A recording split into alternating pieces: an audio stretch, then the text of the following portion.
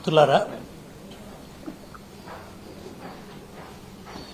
ఒక debate నడిపేటువంటి anchor ఒక ఫెసిలిటేటర్గా ఉండాలి,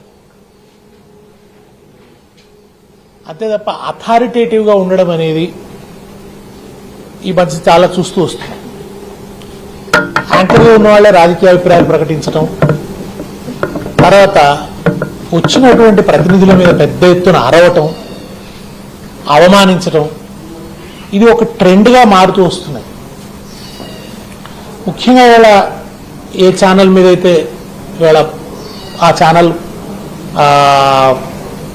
బహిష్కరించాలని చెప్పి బీఆర్ఎస్ పార్టీ నిర్ణయం తీసుకుందో, ఇవాళ కాదు, ఆ ఛానల్ మొదటి నుంచి కూడా తెలంగాణ వ్యతిరేక స్వభావాన్ని కలిగి ఉన్నది. ఆ ఛానల్ కావచ్చు, ఆ పత్రిక కావచ్చు, అనేక రకాల పుకార్లని వార్తలుగా రాసి ఉద్యమ నాయకుడి వ్యక్తిత్వాన్ని కించపరిచేలాగా అనేక రకాల తప్పుడు వార్తల్ని, పత్రికా నైతిక నిబంధనల్ని ఉల్లంఘించి ఇష్టం వచ్చిన రాతల్ని రాసి అపోహల్ని ప్రచారంలో పెట్టి ఉద్యమంలో కూడా చాలా తీవ్రమైనటువంటి నష్టం జరగడానికి కారణమైనటువంటి, ప్రజలకు చాలా క్షోభ కలగడానికి కారణమైనటువంటి ఛానల్స్, పత్రికలు ఇవాళ చర్చకు పిలిచారు, చర్చకు పోయినారు. చర్చకు పోయినప్పుడు, చర్చ జరుగుతున్నప్పుడు ఈ విష ప్రచారాలు జరుగుతున్నాయి, అబద్ధపు లీకులు వస్తున్నాయి బయట అన్నదాని మీద చర్చ వచ్చినప్పుడు, సిట్టే లీకులు ఇచ్చిందని మీరు ఎట్లా అనగలరు అని చెప్పి ఆ యాంకర్ అడిగితే, మరి సిట్ లీకులు ఇవ్వనప్పుడు రాస్తున్న వాళ్ళని ఏమనాలి? అనధికారిక వార్తలను, అపోహలను, పుకార్లను పెద్ద పెద్ద స్లైడ్లు వేసి, బ్రేకింగ్ న్యూస్లుగా వేసి ప్రచారం చేస్తున్న వాళ్ళని ఏమనాలని ఒక దురుసు మాట రవీంద్రరావు గారు ప్రయోగించి ఉండవచ్చు. దానికి వెంటనే యాంకర్ దాని వెనుక ఉన్న ఆవేదనని, ఆగ్రహాన్ని అర్థం చేసుకొని, సార్ మీ ఎక్స్ప్రెషన్ బాగాలేదు అని చెప్పొచ్చు, లేదా ఆ ఎక్స్ప్రెషన్ బాగాలేదు కనుక ఆయన దాన్ని వెనక్కి తీసుకొని అన్నప్పుడు నేను ప్రజల విజ్ఞతకు వదిలేస్తున్నానొచ్చు, ప్రజలు దీని మీద తేల్చుకుంటారనొచ్చు, లేదా ఆయన మైక్ని ఆఫ్ చేయొచ్చు, ఆఫ్లైన్లో ఆయనతో మాట్లాడచ్చు. ఇవేవి కాకుండా get out from my debate అని ఆయన అనడం మీ డిబేటా? వ్యక్తిగతంగా మీ డిబేటా? మీ ఇంటికి సంబంధించిన చర్చనా? కాదు కదా, ప్రజలకు సంబంధించిన చర్చ కదా. మీడియా అంటే 4వ స్తంభం కదా, ప్రజలకు సంబంధించినటువంటి చర్చ కదా, ఒక పార్టీకి సంబంధించిన గౌరవానికి సంబంధించినటువంటి చర్చ కదా. మై డిబేట్ ఏమిటి?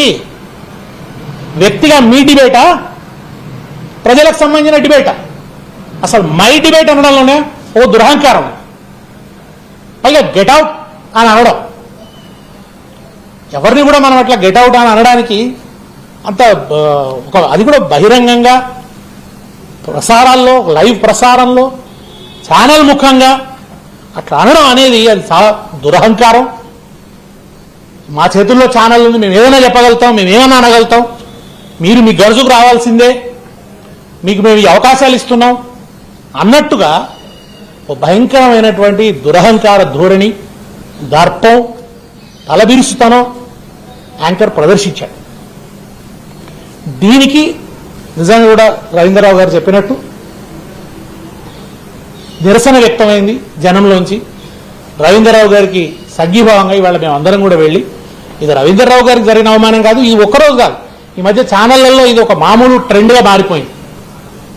వచ్చిన ప్రతినిధుల పట్ల దురుసుగా మాట్లాడటం, అరవటం, గొంతు పెంచటం, ఇదనేది ఒక ట్రెండ్గా మారిపోయింది. ఇది కరెక్ట్ కాదు. వాళ్ళు ఒక ఫెసిలిటేటర్స్గా ఉండాలి, నిష్పాక్షికంగా అందరికి అవకాశం ఇస్తూ పోవాలి, సంభాషణ మర్యాదపూర్వకంగా ఉండాలి. ఒకవేళ ప్రతినిధులు కట్టు తప్పినా కానీ దాన్ని చర్చ నడిపే వాళ్ళ మీద ఇంకెక్కువ బాధ్యత ఉంటుంది అనేది ఇవాళ మేము మా మండలి చైర్మన్ గారి దగ్గరికి వెళ్ళి, ఇది రవీంద్రరావు గారికి జరిగినటువంటి అవమానంగా భావించవద్దు, ఇది సభ గౌరవానికి సంబంధించిన విషయం, ముఖ్యంగా సభ్యుల ఆత్మగౌరవానికి సంబంధించినటువంటి విషయం.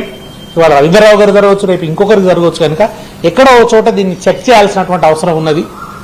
కనుక మీరు ఆ ఛానల్ని, ఆ బాధ్యులైనటువంటి యాంకర్ని, యాజమాన్యాన్ని మీరు సభకు పిలవండి, వాళ్ళ నుంచి ఎక్స్ప్లెనేషన్ కోరండి, మీరు ప్రివిలేజ్ మోషన్కి అంగీకరించండి అని చెప్పి ఇవాళ మేము వారికి అభ్యర్థన ఇవ్వడం జరిగింది. వారు కూడా సానుకూలంగా స్పందించారు. వారు కూడా మీడియాలో వస్తున్నటువంటి ఈ అపసవ్య ధోరణుల గురించి, అసలు చాలా వరకు మీడియానే అనవసరంగా లేని వాటిని తీసుకొచ్చి చిచ్చు పెడుతున్న తీరు, సంచలనాల కోసం పిచ్చి పిచ్చిగా వ్యవహరిస్తున్నటువంటి తీరును గురించి కూడా వారు అనేకంగా సోదాహరణంగా ఇవాళ చెప్పడం జరిగింది. వారు ఈ విషయంలో సజావుగా స్పందిస్తారని, సభ్యుల గౌరవాన్ని, ఆత్మగౌరవాన్ని కాపాడే విషయంలో వారికి ఉన్నటువంటి